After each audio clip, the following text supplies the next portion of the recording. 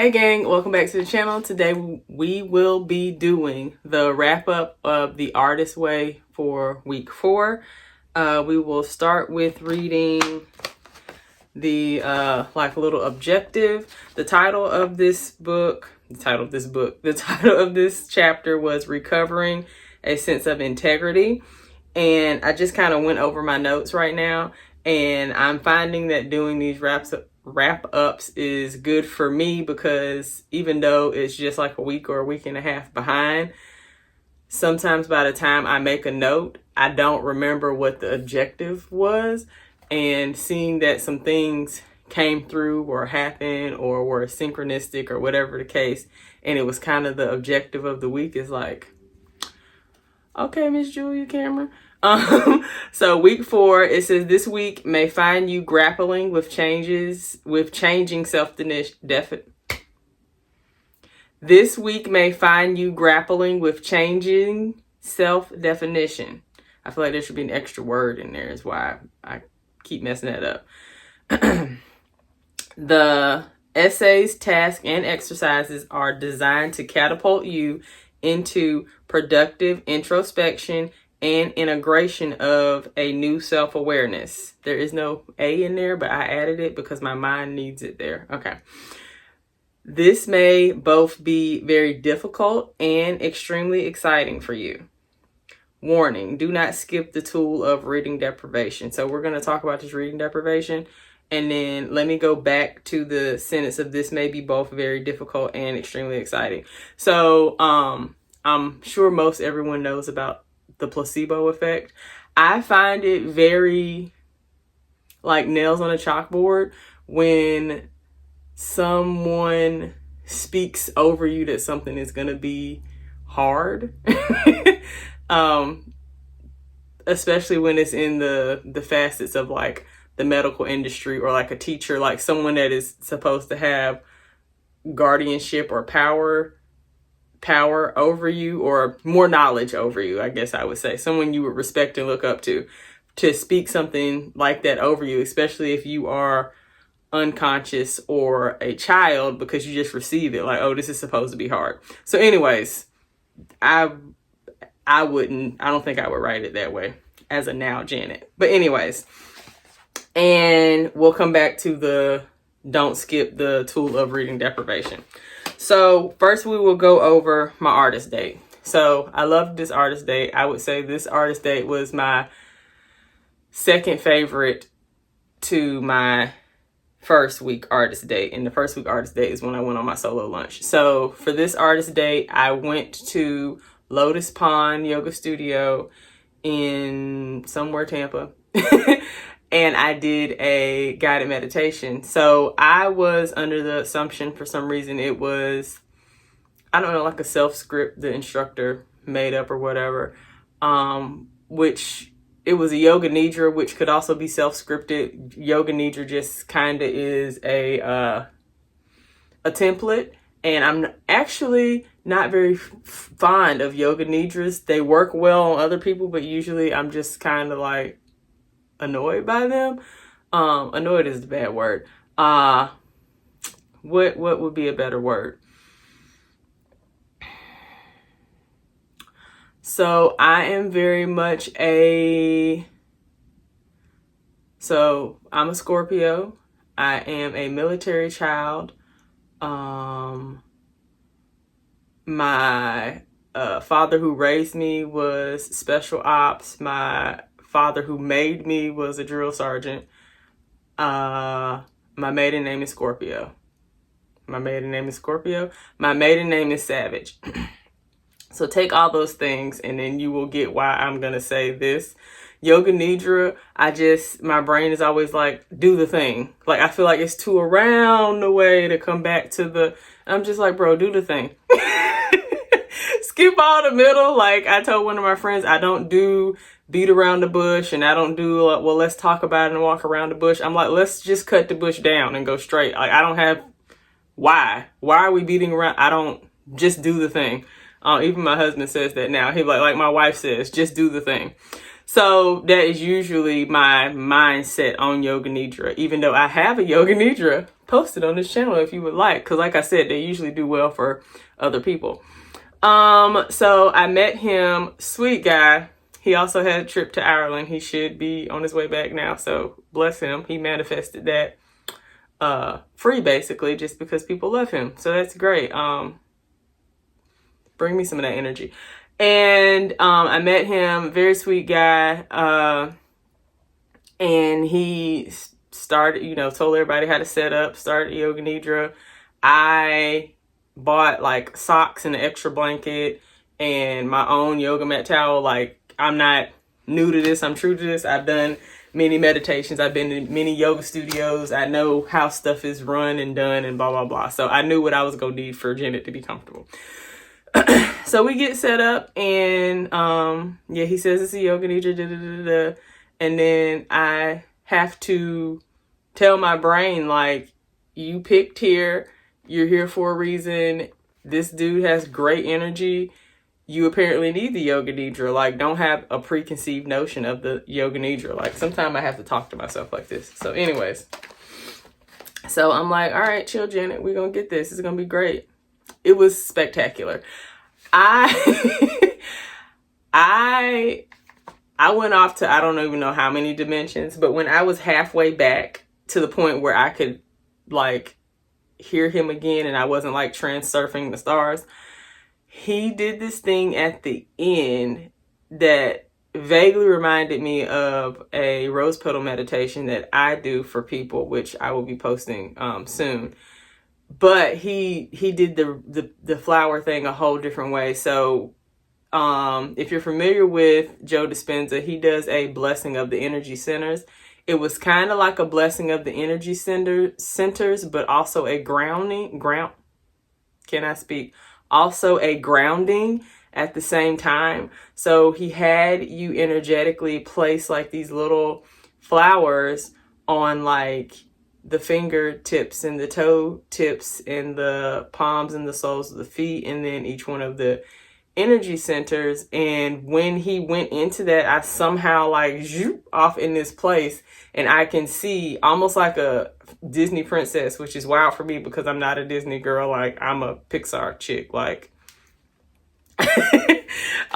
so like literally like a Disney princess in this prairie with like this, I would say it was more like that yellow that has a little green tinge in it. So kind of lime green yellow, but not more yellow than green. Flowy dress. And like, I'm looking at my fingertips and there's these flowers and they're like moving on. It was wild. And then like, as the petals start moving more on the energy centers in my fingers, they turn into little yellow butterflies, like pastel butter colored butterflies. And I'm like, yo, this is trippy. And then they like just like flutter all around me. It was almost like they were cleansing me, and they flew away. And I'm laying there in the meditation trying to stay in the moment of wherever I have traveled to, but also in my human mind was like, yo, that was dope as hell. So he finishes up whatever, and then, you know, you come out, and I'm just laying there for a second, and then, you know, you kind of come back into your body. We all sit up, and he does a thing at the end where, you know, just to integrate and share space and energy, because we all just experience this together, you know, say something that happened to you. And everybody had these everybody had these cool different experiences during their meditation. And one of the ladies, she's actually to my right, because we were laying head first this way, but it was this side, which is my left right now. But if I'm turned the way I was, it was my right. So anyways, she was to this side of me. And it was her first time doing a meditation. And she said it was the first time her brain like stopped. Like, she's one of, you know, the business tycoon type ladies, and, you know, has things in life and blah, blah, blah. And she said she never can get her mind to chill for even just a second. And she said when she noticed that her brain had stopped like doing all the things, it kind of shocked her, and she like didn't even know what that place was. Like, what is this? But she loved it. So anyways, That was a whole lot of time just talking about the artist date, but that tells you how much I enjoyed it. The property itself, gorgeous. It's a little log cabin in the middle of Tampa. They have some land. They got a pond in the back, of course, because it's called Lotus Pond, with a little waterfall. They have several seating areas and like little gravel walking paths. I'm sure they probably have some yoga classes outside every now and then. I would assume that they use the land. I don't know. That was my first time attending there. But yeah, it was great.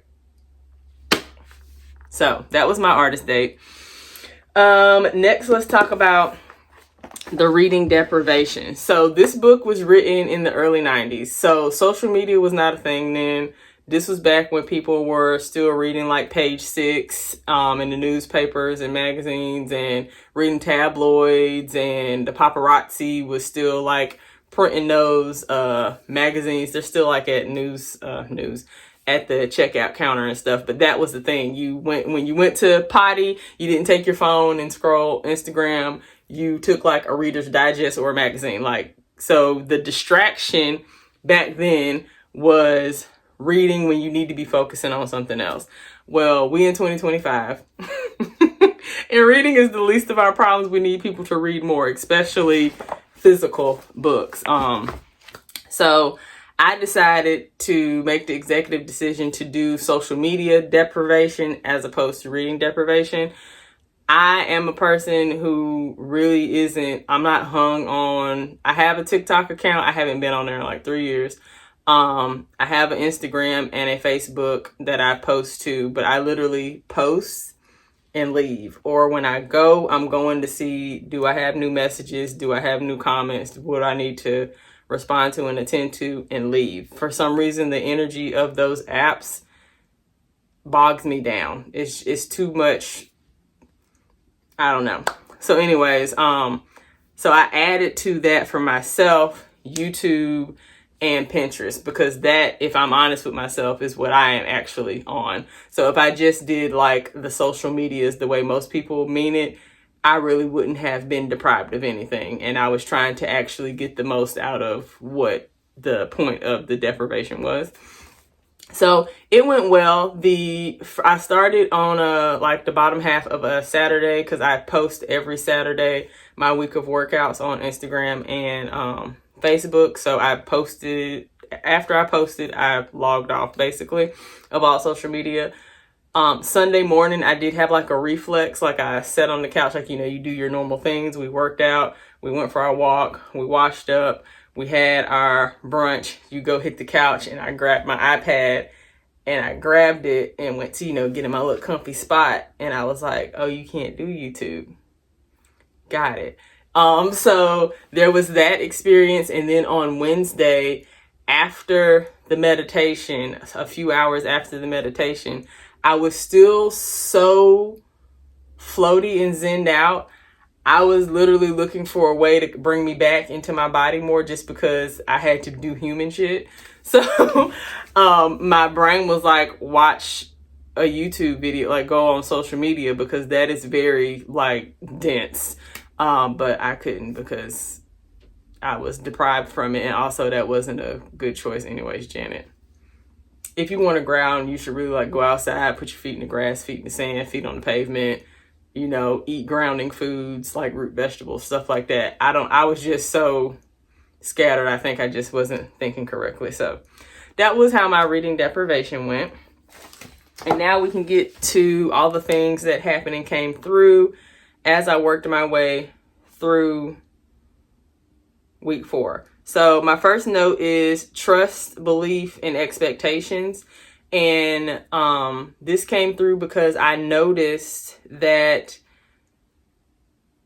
I'm trying to edit, because this has deepened into week 5, and I don't want to tell week 5 stuff in week 4. But the note says always looking for the block, not the flow. And I just noticed in week 4 how, even though I'm a very progressively always like healing and peeling back to the next layer and all that, there's still a part of me that is looking for the block. And you don't need to be looking for the the block or the shoe to fall. You need to be looking for the things that are flow, that are positive, that are good. Like, go the easy route, almost. Like, we almost make it hard, you know what I mean? Like, because we've been programmed that, like, easy come, easy go, this, that, and the other. So when things are easy or go smoothly, we almost don't trust it. Like, oh yeah, that was too easy to get. And they train us easy come, easy go. Like, that's actually not true. That's a belief. And when you believe something, you make it true because you operate in that manner. And I'm just like, so anyways, there was that without going into my week 5 realizations. And then there was a note about cleaning away debris. So I randomly just had to, like, start sorting stuff. Like, I have a whole big, like, 3 foot by 3 foot box of clothes that I just took out of my closet. I had sorted through all of my old, like, jewelry. Like, when I used to work corporate, I always had on, like, a necklace and a bracelet and and they weren't always, like, 24 karat, whatever. Like, girl, you don't wear that stuff no more. You ain't worked your corporate job since 2015. Throw this stuff away. Half of it is, like, tarnished, and if you're not gonna clean it or you're not gonna, deem it good enough to take to Goodwill, like, throw it in the trash. It's just in the way. I also went through my office closet because I had not went through that stuff since I stopped the Etsy shop. So there's, like, bubble wrap and mailers and the little packets I would put the freebies in and, like, all this stuff. And why? So I started sorting through all of that stuff, and then I got to the point where I went back into my book, into the Artist Way, to do my task at the end, and noticed that I had actually selected. So what I do is, usually between the end of the week I'm in, and starting the week that I need to read, I'll start reading the chapter. So I start my new week on Monday with this. So usually I'll start reading it on, like, a Friday. It usually only takes, like, a few minutes, but it just depends on how busy I am and how interested I am at the minute. So it might take a couple days because I might just read, like, 2 pages and scurry along. But anyways, when I finish it, I go ahead and select my 2 or 3 tasks that I'm going to do. And this can occur days before I actually make it to the task. So I have selected them and I've moved on. But my brain remembers clearly. So I selected this time travel suggestion. And it was to remember your 8-year-old self. What does your 8-year-old self like? What were your favorite things? And then write a letter from yourself at 8 to your current age now. And what would you tell yourself? So I picked that one. Then I also picked to plan an extended artist date. Not something you actually have to do, but, like, if you did a whole day artist date and you had access to whatever you wanted, like, what would that look like? And then the last thing I selected it's called Open Your Closet. Throw out or hand on to the next, or donate one low self-worth outfit is what it says. Basically something that doesn't fit you correctly. When you put it on, it doesn't make you happy. You got those clothes and those jeans or those leggings or whatever. When you put them on, you feel like you're the one. And you got some that you continue to skip because you're like, I don't really like how that sits on me. I don't like how that fits on me. It's not a good color. Like, it doesn't make me look good. It doesn't make me feel good. So from that, I think my brain went to 100. So I ended up with, like I said, a big box of clothes, a big trash bag, plus, like, several gift bags worth of stuff that was just trash that we just put in the dumpster. So yeah, that was that. And then next on here, I have the note about the task I chose, which was the write a letter from your 8-year-old self to your now self. And I found this exercise interesting because as much as we judge ourselves in our current positions and what we may or may have not, what we may have and may have not accomplished yet, and what we think that means and how good that is or not good enough that is, if you were, say, like, you were cool auntie or cool uncle talking to your 8-year-old niece or nephew, they probably think you're like the coolest person in the world. And I just thought back to 8-year-old Nikki, which is what my family calls me. And the way I thought back then and the things that I was interested in back then, I would think like, yo, look what you did, Big Nikki. You know what I mean? Like, you moved to the beach and you drive, your dream car, and you married this cool guy and you work for yourself and this, that, and the other. And I was like, that's a very good perspective, as opposed to you moved from Nashville to Tampa, but you didn't move to the next place you talked about yet. And you started your own business and you've been working for yourself, but you didn't make the next goal to scale up your business. Like, that's how our brains work. And I was just like, being in that space, I just feel like of course, we need to treat ourselves and view ourselves from that perspective more often, because in most cases, if you are consistently actually trying, not BSing yourself or somebody else, or not trying to skim by and sham, like you're actually putting in real effort. And that doesn't mean that you've made $1 billion, and that don't mean that you made CEO at your company, whatever. It doesn't mean that, but you are actually for real authentically doing your best. If you are authentically doing your best, I feel like 8-year-old you would be like, yo, I'm so proud of you. And I was just like, that was a great exercise. Shout out to you, Miss Cameron. And then the next thing I wrote was, I'll save that for check-in. Okay, the next thing I wrote after that was May 2 morning pages. So I had to actually go back through this. And this is in the journal I created. So if you want one of these, they're available on Amazon, and I write my morning pages in here. So I have bookmarked the page I need. So I had to go back and read like why did I even go back to look at May 2nd morning pages. So it literally says, I laughed to myself because yesterday I thought of creating a more clear intention around, and I'll leave that blank because sometimes you need to leave your goals to yourself until they manifest. So watch me work around blank.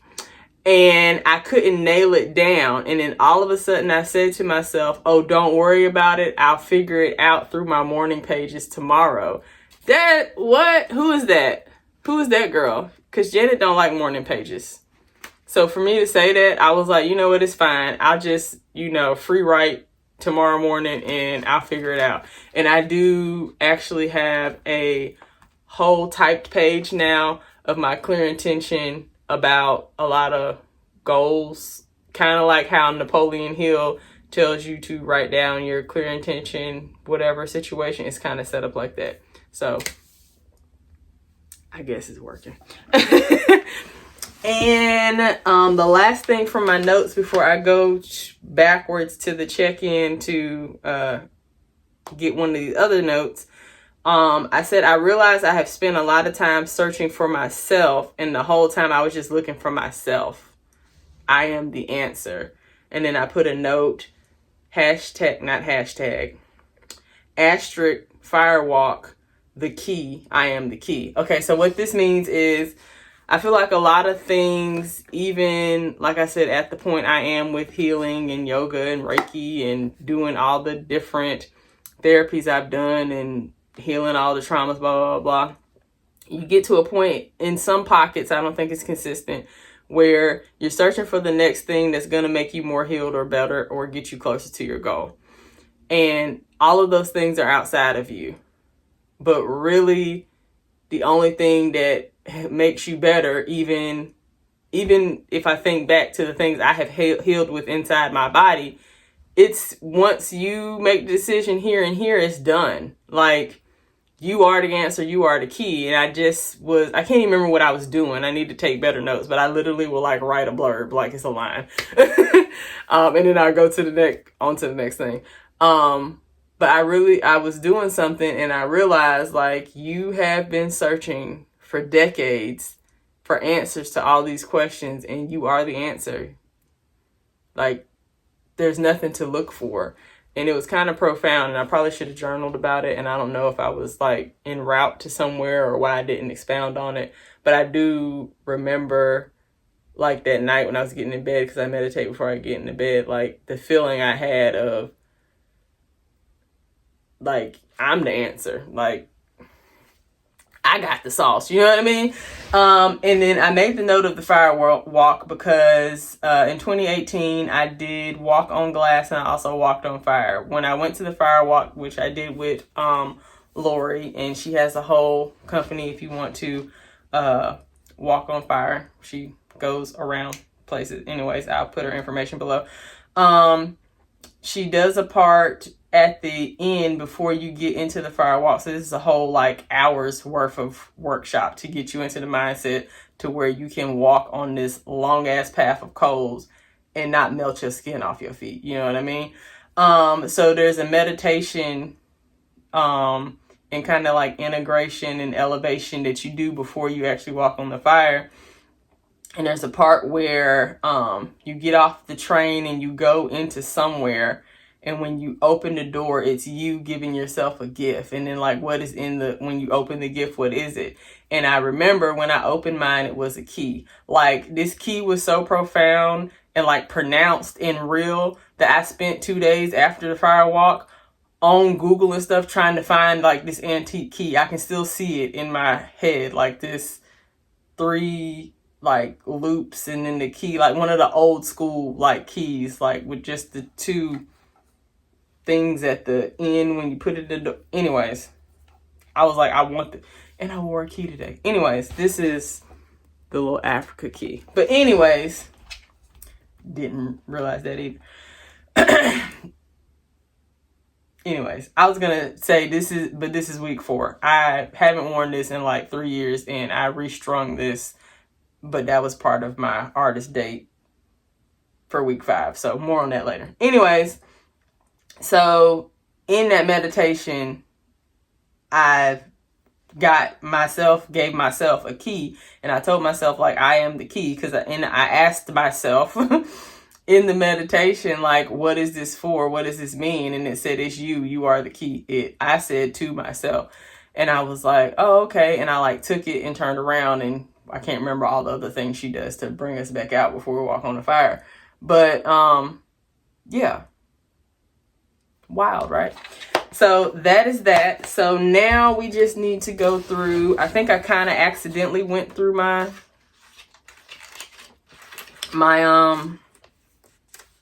task that I was supposed to do, a little homework. So I told you about the letter to my 8-year-old self. So I told you how it shifted my perspective, and excuse me. Then I also chose the clean out your closet situation, which I accidentally did before I remember I had chose that.